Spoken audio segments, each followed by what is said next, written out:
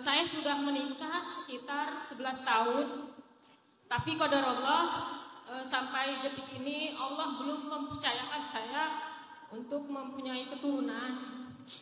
Jadi di lingkungan kerja saya itu sering menjadi bahan bulian gitu Pak Ustadz. Sebetulnya saya udah mulai bisa menerima, tapi seringkali di lingkungan pekerjaan saya itu jadi bahan olok-olok gitu Pak Ustadz.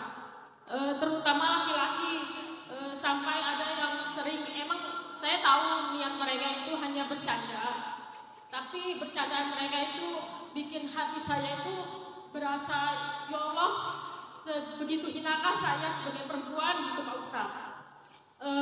Sampai teman kerja saya bercandanya, apa perlu saya menyumbang sama kamu biar kamu bisa punya anak gitu Pak Ustadz.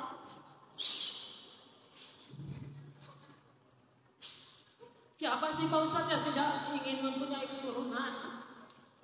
Tapi saya udah mulai bisa menerima selama 11 tahun dan memang saya belum, Allah belum percayakan saya punya keturunan. Tapi terkadang omongan orang-orang itu yang bikin saya mungkin lemahnya iman saya gitu. Kadang-kadang saya menyalahkan Allah gitu Pak Ustadz. Dan itu yang pertama. Yang kedua, ini beban yang paling berat lagi bagi saya. Jadi saya niat ingin membantu orang gitu, orang dalam kesusahan, karena saya sendiri merasakan kalau saya kesusahan gimana sih rasanya gitu Pak Ustadz. Lalu saya meminjamkanlah uang kepada teman saya itu Pak Ustadz. Hampir sekitar 150 juta Pak Ustadz. Tapi sampai mau berjalan 4 tahun ini, itu teman saya itu tidak ada itikat baik untuk membayarnya gitu Pak Ustadz. Gimana cara saya untuk menagihnya lah gitu.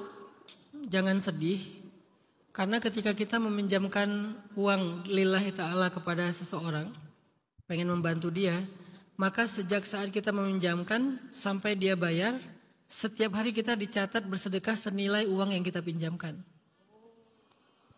Jadi Mbak Umami itu lagi sedekah setiap hari 150 juta loh. Hari ini aja Mbak Umami udah sedekah 150 juta. Kalau pas kita tagih, orangnya belum bisa bayar dan kita bersabar, maka sejak saat itu, setelah jatuh tempo, dicatat 2 kali lipat dari yang kita pinjamkan. Berarti kalau Mbak Umami udah jatuh tempo, harusnya udah ditagih dan dia belum bayar, Mbak Umami hari ini udah sedekah 300 juta. Pahalanya kayak sedekah 300 juta. Bukan berarti nggak usah nagih ya. Ini hadis keutamaan meminjamkan uang. Tapi hadis bagi yang meminjamkan yang lebih populer kan. Kan selama ini kita sering dengar hadis itu parsial, versi yang berhutang. Kalau saya selalu pengen ngelihat Islam itu komprehensif, nggak mau parsial. Yang berhutang oke, ada hadisnya nggak akan masuk surga kalau dia masih punya hutang segala macam kan ya, ketahan. Nanti dibayar oleh ahli waris dan seterusnya. Tapi yang meminjamkan uang juga ada hadisnya. Ya hadisnya bunyinya kurang lebih maknanya ya, bukan bunyinya. Maknanya kurang lebih kayak tadi bahwa kita tuh bersedekah, dianggap bersedekah setiap hari senilai uang yang kita pinjamkan. Kalau udah jatuh tempo belum bayar dan kita sabar, dicatat 2 kali lipat. Jatuh tempo lagi 3 kali lipat, jatuh tempo lagi 4 kali. Jadi nggak rugi sebetulnya kita. Dalam angle hakikat nggak rugi. Secara syariat memang rugi sih. Duit kita jadi nggak bisa dipakai kan. Tapi secara hakikat nggak rugi. Dan lagi-lagi ini berbagi pengalaman ya ke Mbak Umami. Saya kalau ngomong gini kan sebetulnya kan materi tausiah Ustadz Hanan At-Taqi itu dimana-mana tentang akidah sih sebetulnya. Tentang tauhid. Cuman how to say-nya aja yang santai. Dan pengalaman pribadi saya itu banyak banget karena kuncinya tuh ada di akidah. Saya juga pernah mengalami kasus yang sama dengan Mbak Umami. Saya percaya banget bahwa saya nggak rugi secara hakikat, karena saya serahkan itu semuanya kepada Allah. Ternyata Allah ganti dengan jalan yang lain yang jauh lebih besar daripada yang saya berikan. Memang nggak segede Mbak Umami sih, gede sih, 150 juta, nggak segede itu gitu ya. Tapi ya alhamdulillah Allah ganti sama dengan jalan-jalan yang Yang lain ada aja dan saya membuktikan itu nggak sekali, berkali-kali. Terus boleh nggak kita nagih Ustadz? Boleh banget, kewajiban kita untuk mengingatkan karena itu tanggung jawab dia. Jangan sampai dia kesulitan nanti di akhirat gara-gara kita nggak mengingatkan. Boleh banget. Bahkan kalau misalnya nggak menyulitkan kita, seharusnya kita tagih gitu. Tapi saya lebih suka memberikan sebuah insight yang membuat Mbak Umami lebih lapang dada. Kalau amalannya ya sebetulnya amalannya untuk yang berhutang sih. Allahumma inni a'udzubika minal hammi wal hazan wa minal ajzi wal kasal wa minal jubni wal bukhl wa min ghalabatid dain wa qahharir rijal. Dari hutang yang luar biasa banyaknya dan kasarnya orang yang menagih hutang. Baik, pertanyaan yang pertama tentang masalah omongan orang di luar sana.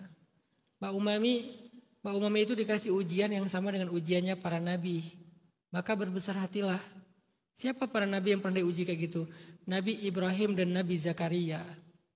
Dengan istri-istri mereka. Nabi Ibrahim dengan Sarahnya. Nabi Zakaria dengan keluarga Imrannya. Artinya kalau Mbak Umami diberikan ujian yang sama dengan mereka, insya Allah berarti Allah melihat Mbak Umami itu punya keistimewaan. Seperti mereka juga punya keistimewaan.